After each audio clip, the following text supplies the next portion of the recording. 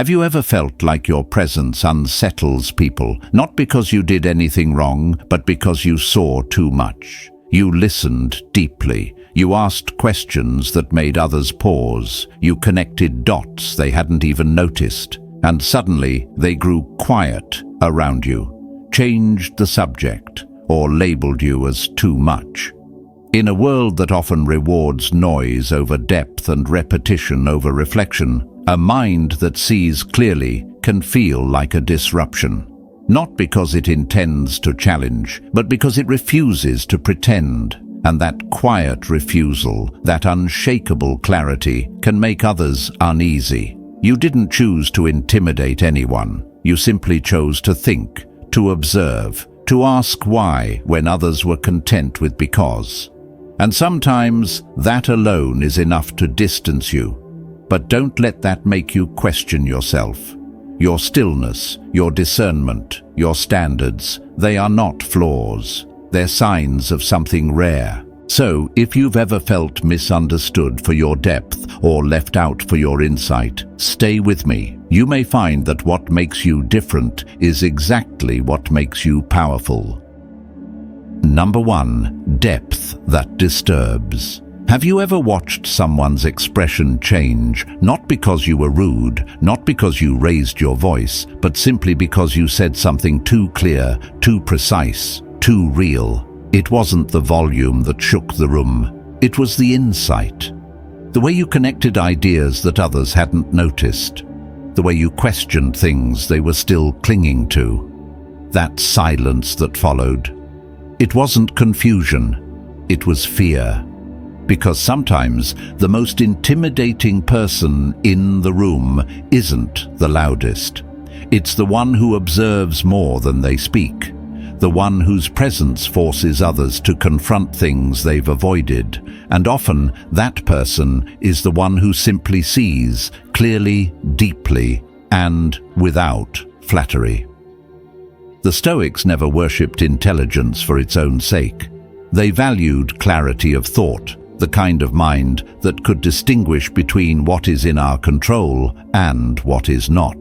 Marcus Aurelius put it plainly, if someone is able to show me that what I think or do is not right, I will happily change. For I seek the truth, which never harmed anyone, but many people don't seek truth. They seek comfort. And when you carry truth with calm certainty, they may not see a guide, they may see a threat. What makes you intimidating isn't arrogance, it's alignment. You speak with precision because you've observed the world with patience. You absorb knowledge quickly, not to boast, but to understand. And yet, that very understanding can set you apart. Like a lighthouse in a foggy harbor, it's helpful, but it also exposes the mist people would rather remain in. I once met a woman named Ava during a leadership retreat. She wasn't the type to dominate a conversation, but when she finally spoke, the room would grow still. She didn't use complicated jargon. She asked questions, pointed, clear, sometimes uncomfortable. She'd say things like, "Is this decision about growth or about ego? Or what's the cost of keeping this tradition alive?" She didn't ask these things to win. She asked because she couldn't not ask. One evening, after a particularly tense session, someone pulled me aside and whispered, "Eva's too much. She thinks too deeply. It's exhausting." But what they meant was, it was confronting. Eva wasn't playing the game. She wasn't pretending. And in doing so, she reminded the rest of us how much pretending we were doing. People who think clearly are often accused of being difficult, not because they are, but because they disrupt the false harmony others depend on. Their intelligence acts like a light turned on in a room where everyone had adjusted to the dark. You might see it in your own life. Maybe you bring up historical context in a casual debate and suddenly people go quiet. Maybe you see contradictions in workplace decisions, and when you point them out, no one answers you directly. Maybe you ask, "Why do we always do it this way?" And you're met with, "Just go with it." Not because you're wrong, but because your presence demands that people think, and that is a rare and often unwanted demand. Seneca once said, "It is the power of the mind to be unconquerable." And that unconquerable nature of seeing through illusion, of standing in clarity, can make others uncomfortable. But your purpose is not to be palatable, it is to live by reason. Let me be clear. You don't need to simplify your thoughts just to make others feel smarter. You don't need to apologize for reading deeply, speaking precisely, or asking better questions. But you do need to understand what comes with it. Clarity isolates before it connects. Not everyone wants to be around someone who sees straight through the noise. There's a story in the Meditations of Marcus Aurelius where he reflects not on victory or conquest, but on the daily struggle to remain true to his values in a world that rewards appearances. He wrote, "The object of life is not to be on the side of the majority, but to escape finding oneself among the ranks of the insane." What he meant was, don't measure your mind by how accepted it is, but by how aligned it is with truth. You might be the kind of person who can speak about philosophy in the morning and economic systems by lunch. You might notice patterns in human behavior that others overlook. And yes, that depth can be misread as cold, arrogant, or too intense. But remember, intensity is only frightening to those who've built their lives avoiding it. When you know more, people will sometimes assume you're showing off. When you understand quickly, they'll think you're impatient. But what they're really seeing is their own insecurity reflected back. Don't take it personally. It has nothing to do with pride. It's about perception. There's a difference between being difficult and being disciplined. You don't demand more because you want to control others. You demand more because you hold yourself to the same standard. And people who are used to mediocrity will mistake that for hostility. But your standard is not the problem. Their comfort with less is. If people walk away from you because you see too clearly, let them walk. You are not here to dilute your vision. You are here to live by it. And in time, the right people, those who value honesty over comfort, will not only stay, they'll rise beside you. So let your mind be sharp. Let your thoughts be deep. Let your questions be uncomfortable. Because what you're doing is not threatening, it's refining. You're not tearing down the world, you're calling it to rise. And now that we've explored how your depth may distance you, let's go further. Let's uncover how your ability to learn, not just fast, but radically, is often the next sign that leaves people unsettled. Not because you want to be ahead, but because you can't help but keep evolving. Let's move forward. Number 2, speed that separates. Have you ever held back your answer, not because you didn't know it, but because you realized the room wasn't ready to hear it so soon? You saw the path clearly. You understood the problem instinctively, but something told you to wait, to soften your pace, because others were still piecing it together. You didn't want to seem arrogant. You just didn't want to seem too fast. There's a kind of loneliness that comes with clarity. And there's another kind that comes with speed, the ability to grasp things quickly, to learn in hours what others take weeks to understand. The Stoics called this living in accordance with nature, moving with clarity, acting in harmony with what your reason reveals. But sometimes your reason reveals things before others even notice there's a problem. Epictetus once said, "It is impossible for a man to learn what he thinks he already knows." But what if you're the kind of person who learns by asking the question most people haven't thought to ask yet? What if the speed of your insight doesn't come from pride, but from practice, from watching, listening, connecting patterns while others are still stuck on details? That kind of insight doesn't always earn praise. Sometimes it earns distance. I once knew a young man named Lucas who worked in logistics. He wasn't in a management position, just someone who taught himself operations by watching. One day, during a planning meeting, the supervisor laid out a complex delivery problem.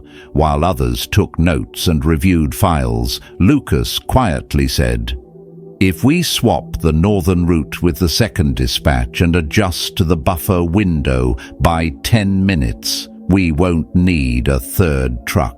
The room went silent. The manager blinked and said, "How did you come up with that so fast?" Lucas just shrugged and said, "It was obvious from the timing charts." It wasn't meant as a boast. It was just clear to him. After the meeting, someone muttered, "Show off." Another said, "He makes the rest of us look bad." But Lucas wasn't trying to compete. He was just thinking. And in a world where slowness is often confused with humility and complication is mistaken for intelligence, his clarity felt like a threat. This is the strange price of thinking efficiently. People respect the result, but not always the speed. Because when you solve a problem in seconds, you disrupt the illusion that it was unsolvable. When you see a simple solution to what others call chaos, they may feel exposed. Not because you accuse them, but because you made the truth visible. Seneca warned, "It is not because things are difficult that we do not dare. It is because we do not dare that they are difficult." And when you dare to speak plainly, when you refuse to be paralyzed by uncertainty, it's not that you are intimidating, it's that others are intimidated. But that is not your burden to carry. Quick learning, effective problem solving, the ability to adapt without clinging to old methods. These are not gifts meant to be hidden. They are responsibilities. And when used with calmness and integrity, they elevate not just you, but the environment around you. But still, the world is full of people who will ask you to slow down, not for wisdom's sake, but for their comfort. They will mistake your readiness for arrogance, your insight for showing off. And if you're not careful, you will start shrinking yourself just to make others feel taller. Don't. Instead, let your clarity serve. Let it solve. Let it speak, even when it makes others uncomfortable. But temper it with patience. Add silence where needed. Sometimes the strongest statement is not just what you know, but when you choose to reveal it. If your speed distances you, remember, the goal is not to be faster than others. It is to be aligned with what is right, timely, and true. Let your strength be gentle. Let your brilliance be kind, but never let insecurity, yours or theirs, dim your light. And as we leave this truth behind, let's explore another quiet trait that unsettles those around you. Not how fast you think, but how clearly you speak. Because in a world full of noise, a person who speaks with grounded, measured clarity is often the one people fear the most. Let's move on. Number 3, rhetoric that reveals. Have you ever said something so clear, so perfectly worded, that the room grew quiet, not because they disagreed, but because they didn't know how to respond? Not because you were trying to sound impressive, but because the thought came out so exact, so intentional, that it left no room for confusion. If you've ever seen someone blink slowly after you spoke, as if trying to catch up with what just hit them, you know this moment. You didn't raise your voice. You just spoke with depth, and that alone can be intimidating. Articulate speech is not about sounding intellectual. It's about alignment between your mind and your mouth. It's about saying what needs to be said with honesty, simplicity, and force. The Stoics valued this greatly. Seneca said, "Speak as you live, with consistency and purpose." When your words reflect your inner discipline, when your sentences reveal a mind that has already wrestled with the idea long before speaking it, people notice.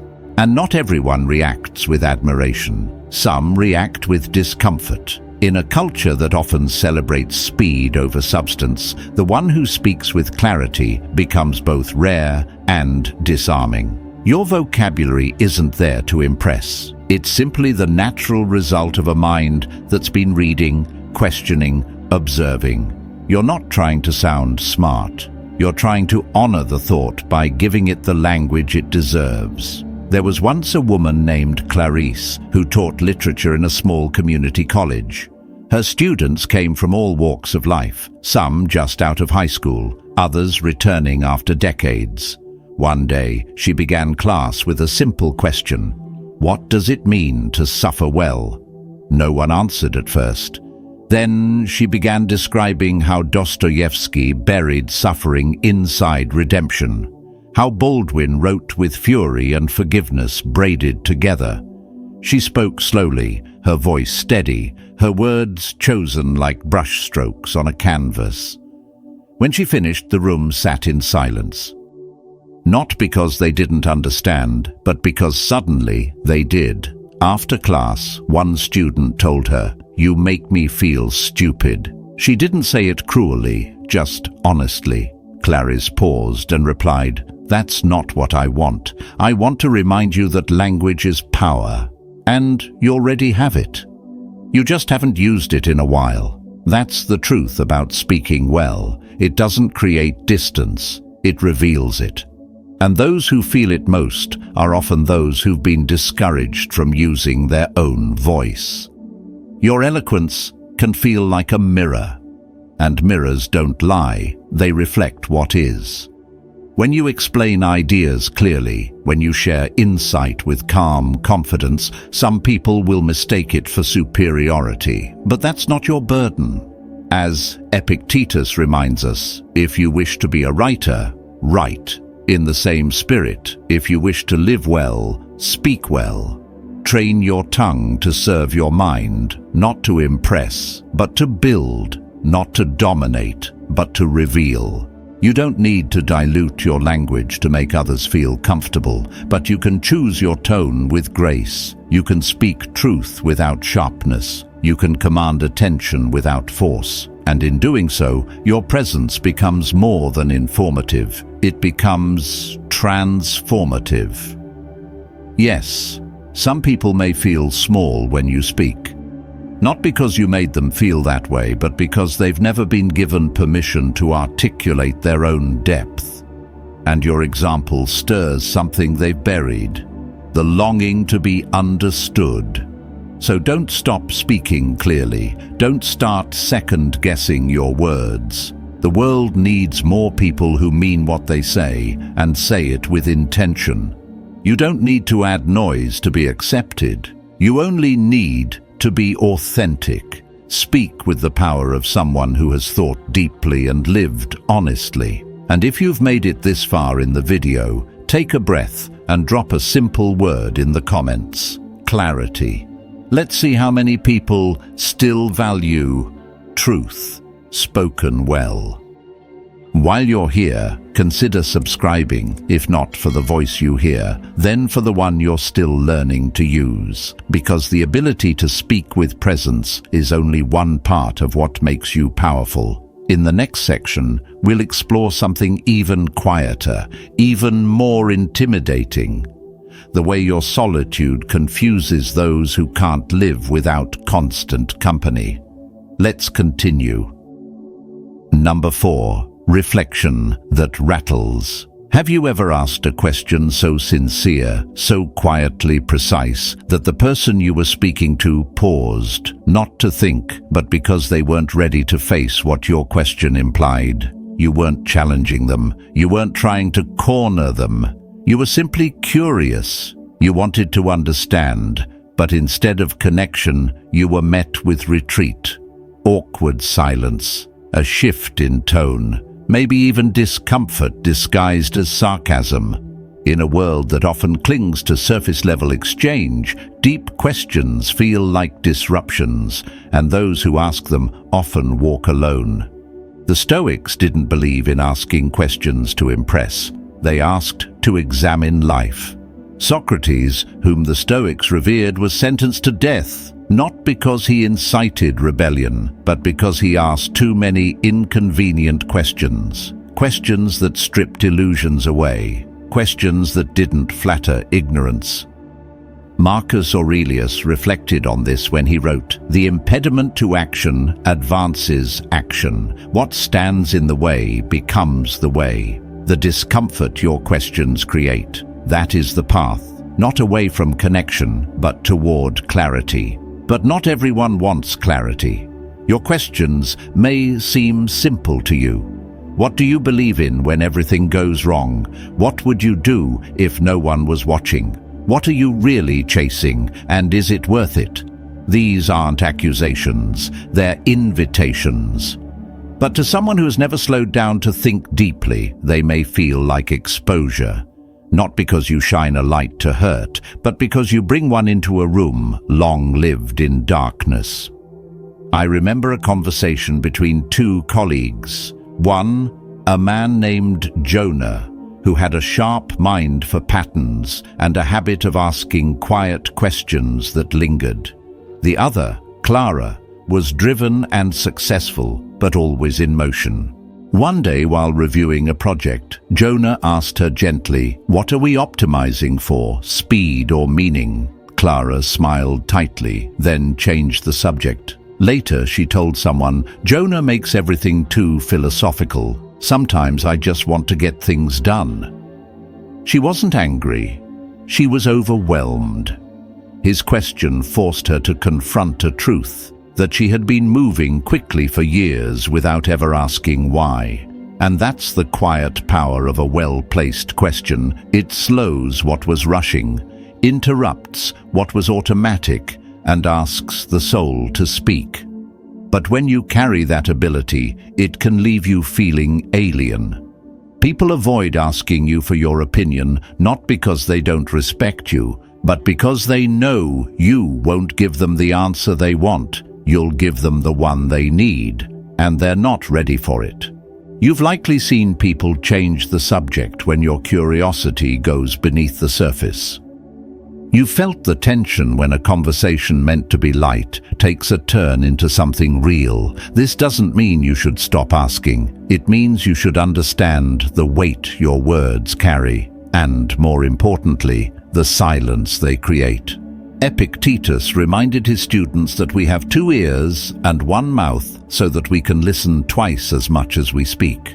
But sometimes, a single well-aimed question speaks louder than 100 rushed replies. It reveals what has been avoided. It disturbs what has been settled.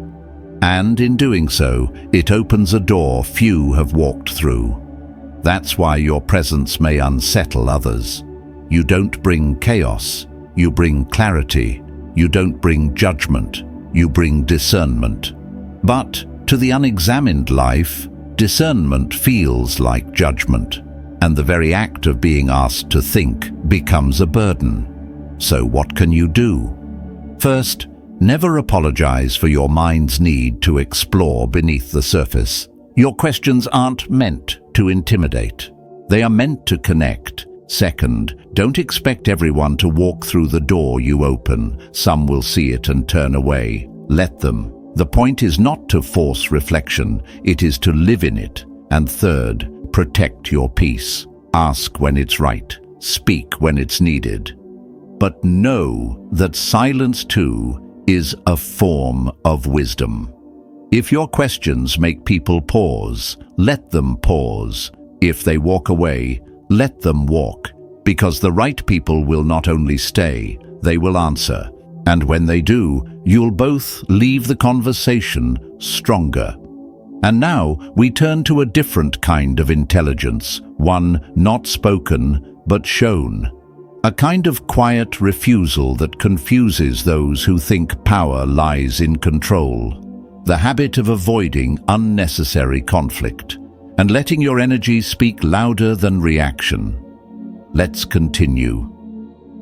Number 5, restraint that radiates. Have you ever sat quietly while everyone else spiraled? watched people argue over something that meant nothing in the long run, reputations, gossip, offense over a harmless look, and felt no pull to join in. Maybe you've been called cold for it.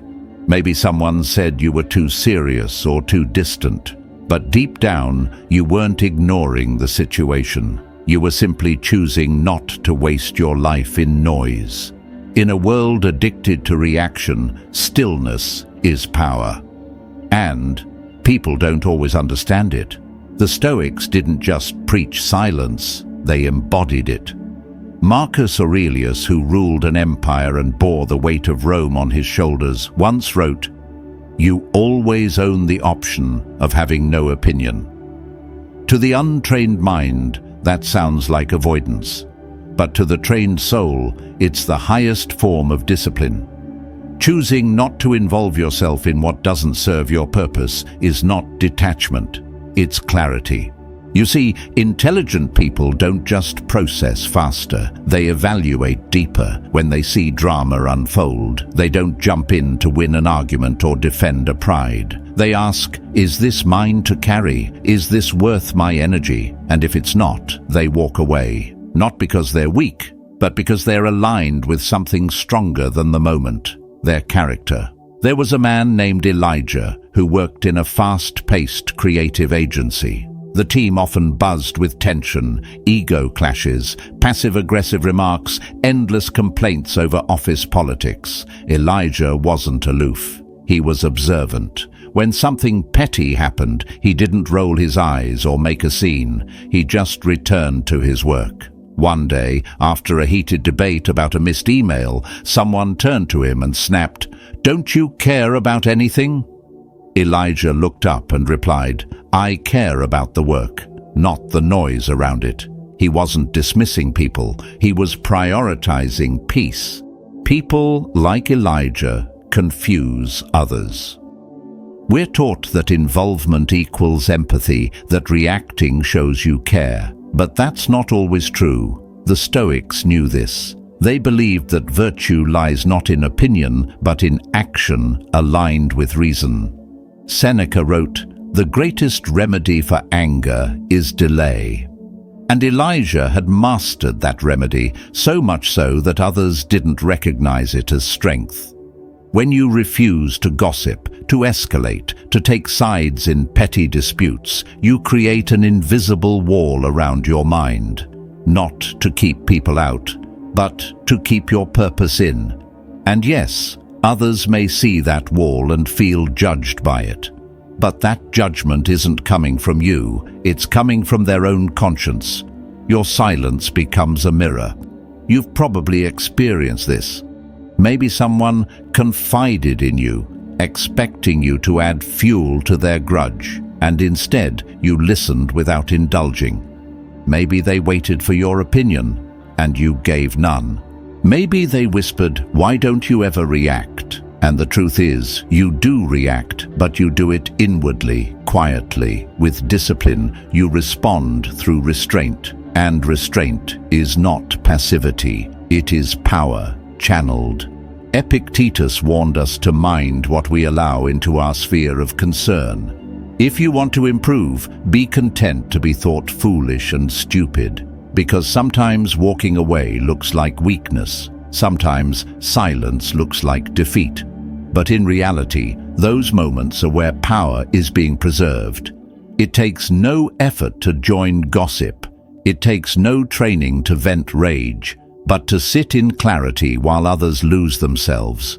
That requires mastery. There's a quiet authority in people who don't explain themselves, who don't correct every misunderstanding, who don't defend their image in every room they enter. These people are not cold, they are calm. And that calmness, it's unsettling to those who need chaos to feel alive.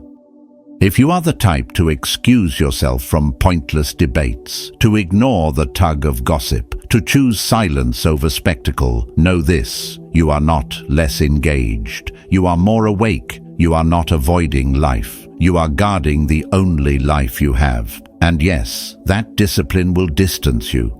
People who thrive on reaction will label your silence as arrogance. but it isn't. It's stewardship. You are managing your attention like the scarce and sacred resource that it is. And in doing so, you teach others without saying a word that they too can choose peace. So the next time you hear your name whispered in a hallway or see people twisting stories to provoke you, ask yourself, is my dignity so fragile that I must chase every false word? If the answer is no, then smile gently, turn inward, and continue on your path. Because your stillness isn't just absence, it's presence.